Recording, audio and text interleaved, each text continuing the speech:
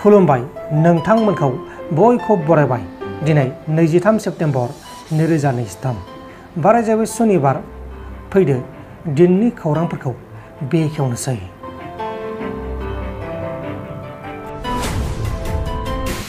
धुबरी डिस्ट्रिक्टनि सिङाव थानाय बिलासीपारानि सासे सुबुङा अरुणाचल प्रदेशआव खामानि मावनो थांनायाव कारेन्टजों बोगथाबजानानै अबथिरायै जिउ गोमादों। थैनाय सुबुंनि मुङा जाबाय माफिजुल हक, बिलासीपारा गामिनि थागिबि। दा बे जाथायनि सायाव नायबिजिरनाया सोलिगासिनो दङ। क'क्राझाराव बारग' बिअ अमर सिंह ब्रह्म बिथांनि गोख्रों बिजाथाइ। बिटिआरनि इएम रन्जित बसुमतारी बिथांनि सायाव गोख्रों बिजाथाइ फोरमायदों।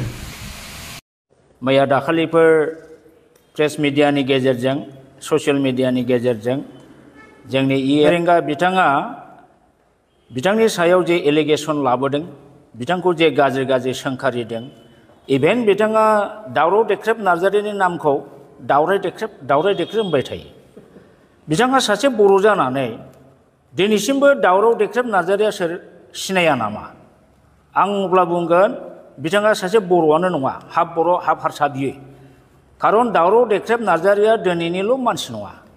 बिथाङा गोदो बर'लेण्ड बर'फा उपेन्द्रनाथ ब्रह्मनि दैदेननायाव जे गिदिर सोमावसारनाय जादोंमोन, बाहायबो सेन्ट्रेल एबसुनि ट्रेजारारमोन। आरो बिनि उनावबो बिथाङा जातिनि सिबिनायाव गोबां रल लाबोदों। बड'लेण्ड जनजाति सुरक्षा समिति दानानै बिथाङा tribal belt and ब्लकआव non ट्राइबेलफ्रा illegally एनक्रच खालामनानै दं दिनै 3 लाख बिगा हा। बे हाखौ माने इभिक्सन खालामनांगौ इलिगेल एनक्रचार्सफोरखौ होननानै बिथाङा जुजिबोगासिनो दं।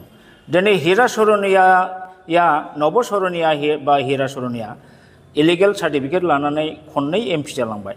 बेखौबो बिथाङा चेलेन्ज खालामनानै हाइकर्ट गेलेबोदों। दा बेफोरबायदि खामानिखौ सोर मावो? जाय हारिनि प्रति सिबिनाय भाब दं, हारिखौ अननाय दं, बेफोरबायदि मानसि दिनै बेबादि दावराव देख्रेब नार्जारिखौ बिथाङा बिदि एखेबारे थासिल्ल'मूलक खोथा बुंनाया बियो जातिनि थाखाय दुखु गोनां बाथ्रा।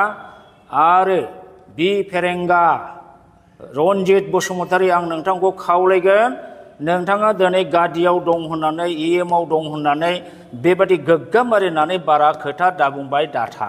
समा एखे थाया। बिटिसिआव जोंहा 1100टा पस्ट दं। गय खान्दिसेबो जायालासिनो जोङो दानथामनि गेजेराव साख्रि होगोन। बहा होगो रन्जित? नोंसिनि सेलेक्सन बर्डआ बोरो?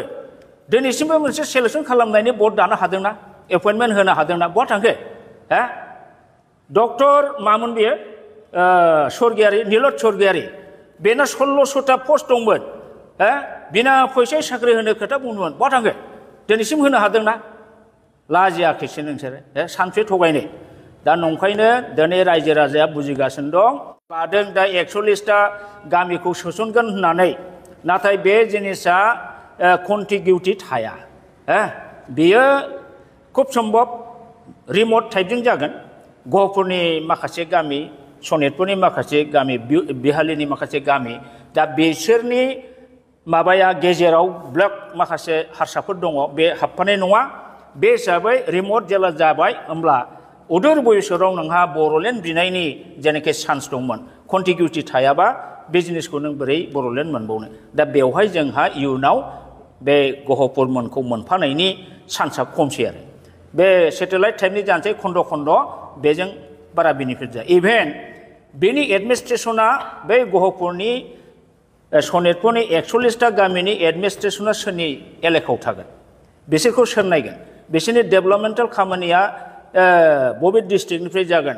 बेखौबो दिनैसिमबो क्लियार होआखै। मथुथे जों बेखौ बुजियो, दिनै बिटिसि 2003आव बिटिसि एकर्ड जानायनि उनाव बर'फ्रा जेनाखि पावार एन्ड फांसन मोनदोंमोन, जेरैबायदि डेभेलप जानो हमदोंमोन, बेखौ हिंसाखुरिया हारसाफ्रा ओरैबायदि मेगन आलौनानै दा नुनो मोनबाय। बर'नि गेजेरावनो बिसोरो लोगो मोननानै दिनै खायदाजों बायदाजों माखासे बर'फोरखौ प्रमदमोन बादि, दिपेन बर'मोन बादि, गबिन्द बसुमतारीमोन बादिखौ बायनानै लानानै बर'नि एगेन्स्टै गोबां पलिसि लाबावबाय। माब्रै नोङो सिडुल ट्राइब अट'नमास काउन्सिलाव, डिस्ट्रिक्ट अट'नमास काउन्सिलाव बाहाय खुनु ट्राइबेलनि बादि दस्रा प्रटेक्टेड क्लास जाया? माब्रै मोनसे गस्टिखौ प्रमद बर'नि बिटिसि सालायनाय समाव मारै प्रटेक्टेड क्लास होनो हाखो? It is directly threatening to the identity of the Bodo.